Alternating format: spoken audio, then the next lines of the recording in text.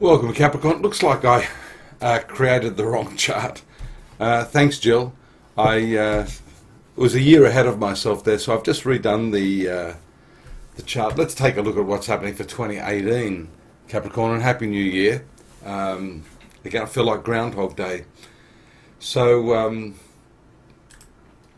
you see the really powerful conjunction here in the sun sign of Capricorn here. So this is the important one with your initial ruler Saturn transiting through into this sun sign of yours from early December 2017.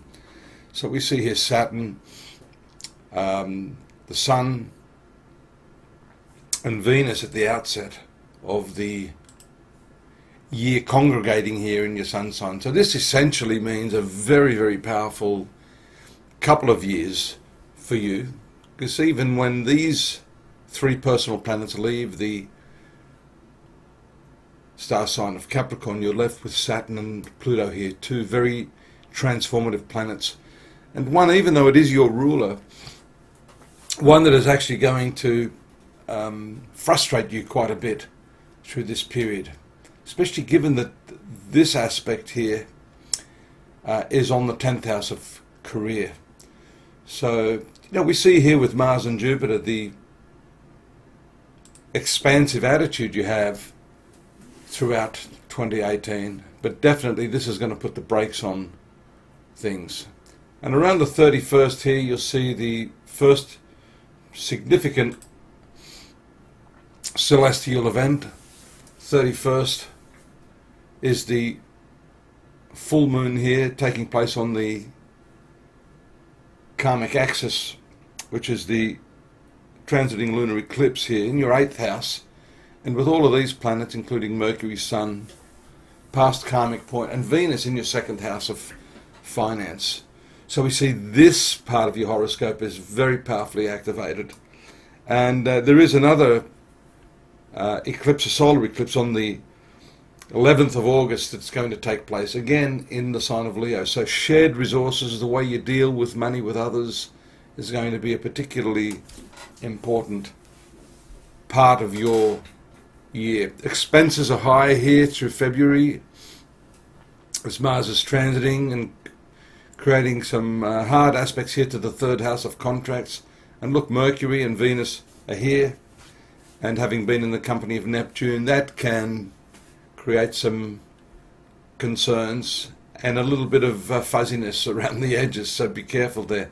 The 4th house is activated in March with Venus, Mercury and Sun here in the 4th house, with Mars moving into your sun sign at that time. This is the exaltation of Mars, but it can still be frustrating because you've got this combination of 3 first-rate malefics. So I usually say when that's occurring to take a little bit of care with your health.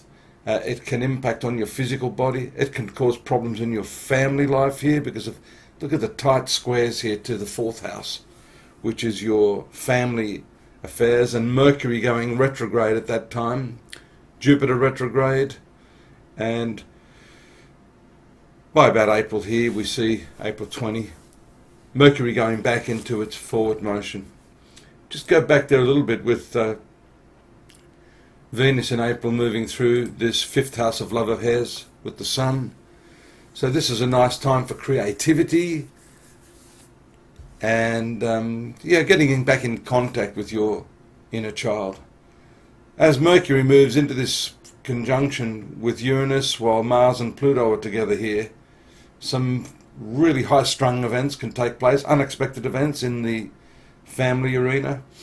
And around May 16th, Uranus moving out of there. So that's short-lived, although you have had Uranus there in your domestic sphere for some years. That will come back into this area later in the year in November, triggering more upheaval in your domestic life. Mars moves into the 2nd house of income in June. Venus in the 7th house of love and marriage, with Mercury following, Moon.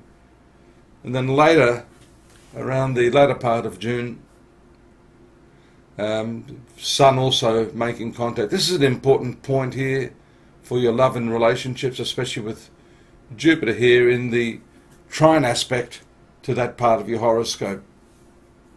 Avoid argumentation here. We see again the powerful second house, 8th house, and then we mentioned earlier that's coming around August 11 as this Sun transits and produces that transiting solar eclipse in your 8th house of shared resources.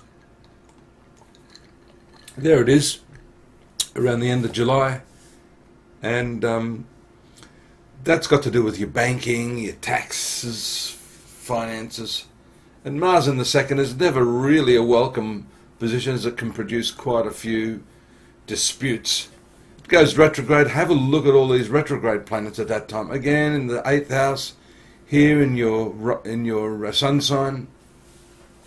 So that's a pretty significant period of the year as well, bringing all your focus back onto financial matters. One nice thing there, however, is that lovely Venus in the 10th house is exceptional.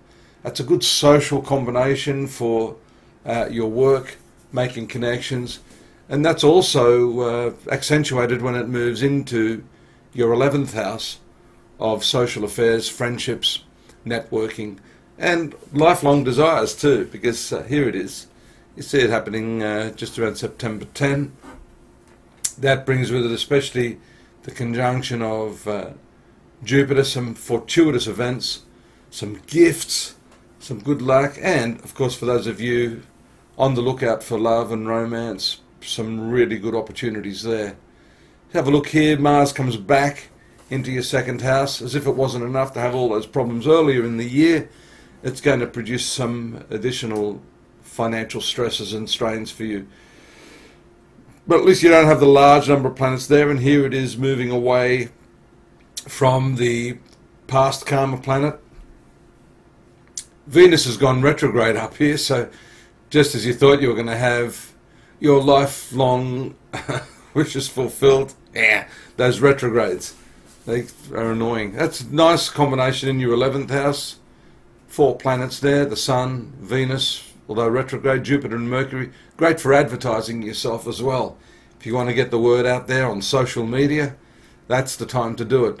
Venus retrogrades back into your 10th house. You can see there it's almost stationary there, just sitting there. Still going back a little bit into November. And that's that retrograde movement back of Uranus back into your 4th house. Mars moves into the favourable 3rd around the end of the year. So this is exceptional. But watch your expenses there, moving into December with Mercury. And Jupiter making its powerful once in a 12-year time frame into the 12th house of generosity, spirituality. There we see this 12th house activated just before Christmas, giving you the opportunity to, I guess, revise, go through some revision over what happened throughout 2018, setting you up for a new year. Once again, thanks, Jill, for putting me on the straight and narrow, the madness of Christmas, reading from 2019 instead of 2018. I have got the 2018 detailed analysis, 3,000 words I've written for you, Capricorn, and each of the other 12 star signs at astrology.com.au. So please do pop in there, take a look at what's going on. It goes into more depth, and I look forward to your company here in February as usual. Take care, and again, Happy New Year. Bye-bye.